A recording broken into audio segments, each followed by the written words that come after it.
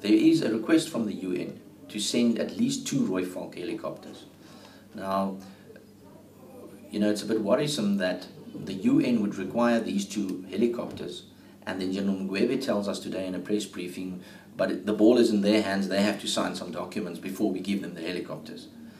If it's important for the UN to have those helicopters, we should give them without further avail. It means they are needed. And the reason we suspect they are needed is that the Rooivalk helicopter has a much bigger firing capacity, and it's a force multiplier than the Russian helicopters that are currently being used.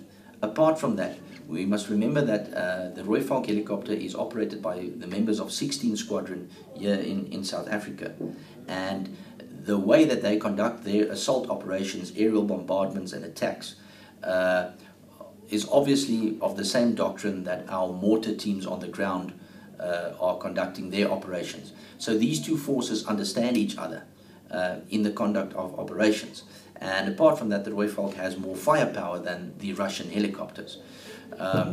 So it's really a bit worrisome that the Rooivalks are not there yet. One would think if the UN wanted them there, we would do anything possible to get them there to ensure that our troops are even better equipped than they are currently. We are not saying they're under-equipped, but if it can be made better, then we should do it.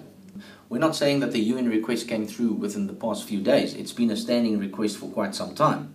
In other words, the UN assessed the situation and foresaw the possibility that Rooivalk firepower might be needed. And that's why it was requested. Now, if we're going to play around because of paperwork, that really doesn't cut it.